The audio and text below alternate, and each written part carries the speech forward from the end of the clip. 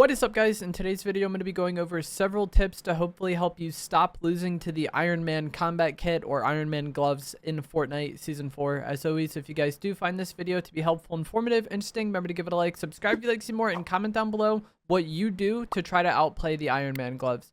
I know I have talked about this already in several videos, but I recently ran a poll on my YouTube community page, and as of the time I'm recording this, 70% of people voted for me to make this video, even after the nerfs and after talking about it. And that is the first thing to touch on. Despite the nerfs, this item is still incredibly effective because of how easy it is to use and how consistent it is. And that is kind of the first weakness of the weapon, which is actually a great strength, is that it's incredibly consistent. It is probably the most consistent weapon we've ever had in Fortnite because it basically locks on and it just does the same damage all the time. It doesn't even get a headshot advantage. And while that is a good advantage, it's also a disadvantage.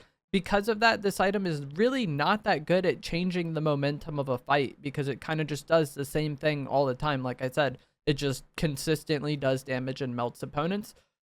But that can be a good thing for you because if you're winning the fight, if you have an HP advantage, like let's say you get 150 AR damage to start the fight on the opponent, and then they choose to fight you, that should be a fight you win because with the Iron Man gloves, y'all just kind of like trade damage. Like examples of weapons that I think would be good at turning the momentum of a fight would be something like the Reaper sniper where, you know, you could do 200 damage to somebody using the sniper, but if they hit a headshot, they hit a headshot, and that's GG's for you. It doesn't matter how that fight was initially going. The tide of momentum could just be immediately changed. Or even something like the Gatekeeper shotgun. You could be losing a fight, but if somebody chases you into close quarters and you have like a good right shoulder peek with the Gatekeeper, you could just quickly turn that fight. But the Iron Man combat kit really isn't like that on its own. It kind of can be if the opponent has good movement and you don't really track them.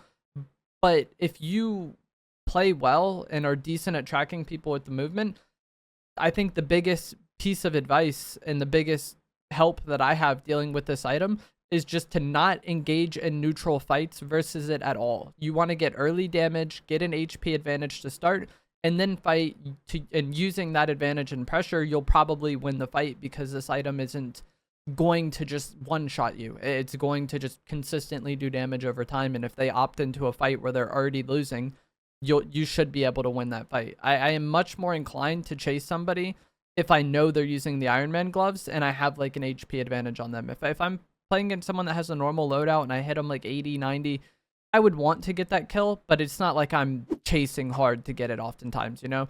But if they're using Iron Man gloves, I would much rather take that fight while I have a damage advantage than let them get away and maybe get a decent engage on me later on.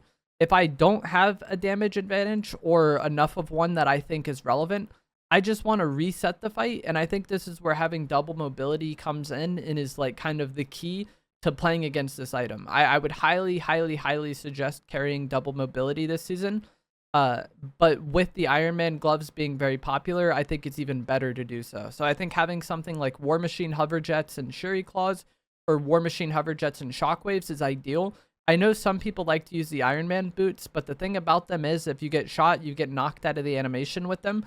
And this is going to be when you're playing against the gloves. So if you are getting attacked by somebody using the gloves and then you try to do that, they're probably going to hit you and then you're going to go nowhere. And with the range nerf to the lock-on aspect of these gloves, you are better able to get away from them now than you were before, especially if you're using something like the claws or the shockwaves, because you can go pretty far in one use of them. You know, if you're using claws and jetpack, you can claw, jetpack, and get out of there pretty quick, or shockwave away and get out of there pretty quick, and like hopefully get out of range of their lock on before they do too much damage to you, you know? And if the Iron Man user is only using a jetpack, then they're not going to be able to keep pace with you, right? You're going so much further than them because you have those two mobility items. If you just have a jetpack and they have a jetpack, y'all are probably just going to stay neutral distance from each other, and they're just going to keep melting you and you're going to lose that fight. And also, an added advantage of this nerf is, like the recent update, is going to be that the jetpack fuel was nerfed. So if you're using claws and jetpack, you're not going to be using as much jetpack fuel. You're going to get away faster. And if they chase you with just a jetpack, they'll soon run out of fuel. And then you can use this to take advantage of them having no fuel, beam them from safety, there's your damage advantage, and you have an opponent with no jetpack fuel or low jetpack fuel who's much easier to deal with than someone who has the jetpack. Like, I think, and you guys can probably agree with this, the Iron Man gloves are kind of dependent on using the jetpack as well. If there was no jetpack in the game and people were just walking around on the ground with this, it'd be annoying, but it wouldn't be as hard to deal with at all. Like, the glove user wants to be up in the air shooting down on you.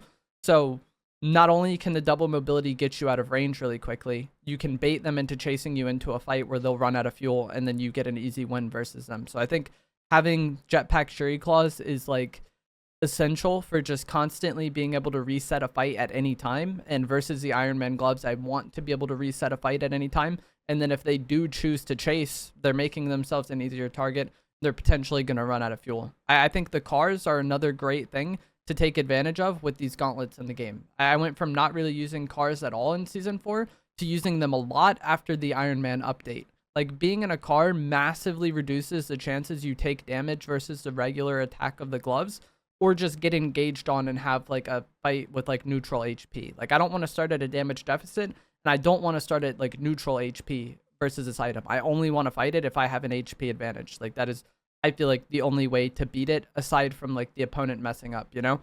Also, if they do just try to follow you with a jetpack and shoot at your car with the regular attack of their gloves, they're just wasting their fuel on their jetpack, potentially overheating their gloves, which is, again, something you can take advantage of after you think they're very low on fuel or about to overheat. And then you have a fight versus them where they have no jetpack or low jetpack fuel. Maybe their gloves overheat sooner than they expect, and that is going to be a fight that you can like easily win, or you should have a large advantage of. And you guys can probably attest to this if you've played this season. If you just run out of jetpack fuel and you weren't prepared for that or weren't expecting that, it makes things very awkward to deal with. So I think having the car, not only does it protect you a little bit, but also you can, again, bait them into a situation that is really bad for them. You can also just get out of the car and beam them and have a little bit of cover, and then once they get to you, you can just get in the car again. You're not going to be taking much damage versus a regular attack when you're in the car. So just being able to rinse and repeat that is a much easier way to play against the gloves, I think, than just being out in the open and jetpacking around while they lock onto you. I'm sure a lot of people are already thinking the Unibeam can hit you through the car, but because this attack has an animation, you could just get out of their car and then hopefully jetpack up and beam them. They don't hit you with the Unibeam. You get a damage advantage, and then this is another situation that you can take advantage of. The base lock-on of the gloves is not going to be very relevant when they're going for the Unibeam attack, and that's free time for you to take damage. And another situation that will often happen that the gloves aren't going to be good in is if they get in the car with you, because that isn't, I feel like there's three things that's going to happen when you're in the car. They're either going to fly around behind you and shoot their gloves, they're going to go for the Unibeam, or they're going to try to get in the car with you. And if they get in the car with you, you can just get out and beam them. You can turn it into a car fight. And that is, again, another situation where the lock-on aspect of the gloves isn't going to be very relevant at all, and you're making it into a different fight. And if you're someone who is used to car fighting, which you probably are if you've been playing in Chapter 5 because it's been very good, you're potentially going to have an advantage on them in that fight.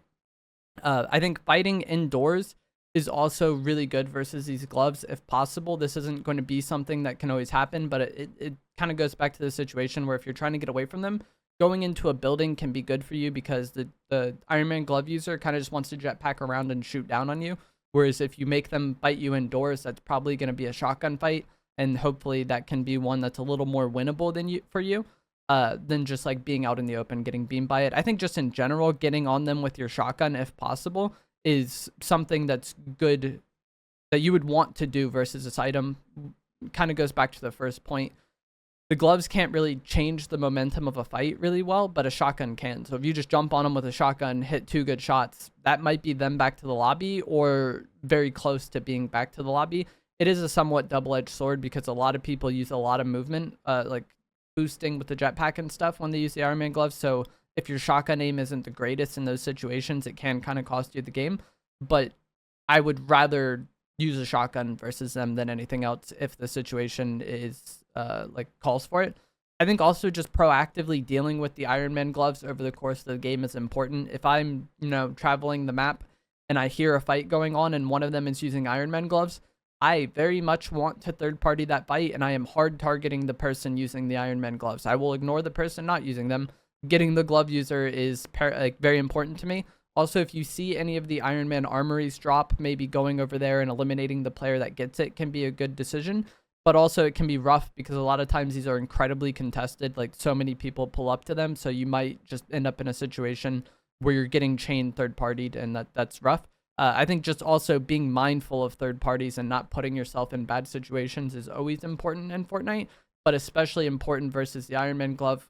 Going back to the other point, if this item gets pressure in the fight and gets an advantage in the fight, they're probably just going to be able to close the fight out versus you if you don't do any of the things I talked about, because it is such an incredibly consistent item. So that's why, like, you don't want the neutral fight. You don't want them engaging on you. Having things like the Siphon Medallion, Emma Frost Scan Medallion, Scanner NPC can all be great for like kind of increasing your awareness and decreasing the chances you get caught off guard versus this item. Also, the latest or most recent Inside the Mine video I posted, I went over a lot of this stuff in real time as I was playing a game versus people using the Iron Man gloves. So that video will be linked down in the description if you're interested in checking that out and seeing kind of like an in-game application and explanation of a lot of this stuff. But in short, if you don't want to think about it too much, use double mobility, try to run away anytime someone gets on you with this, and then look to turn the fight, especially if they overuse the jetpack. Cars can also be good for limiting your damage and get you into a situation where they overchase and waste their fuel. And that is basically it. You want a damage advantage. You want them to waste their jetpack fuel if possible, because that really limits the item. A lot of people overchase and kind of play overconfident because of how overpowered a lot of people think this item is. I feel like a lot of people play kind of dumb when they have this because they think they have the game on easy mode. And if you do a lot of the stuff I talked about in this video, you can catch a lot of those people off guard and turn the fight versus them. But that is going to be it for this. I hope you guys found this to be helpful, informative, interesting. As always, if you did, remember to give it a like, subscribe if you want to see more, and I will see you guys in the next one. Thanks for watching.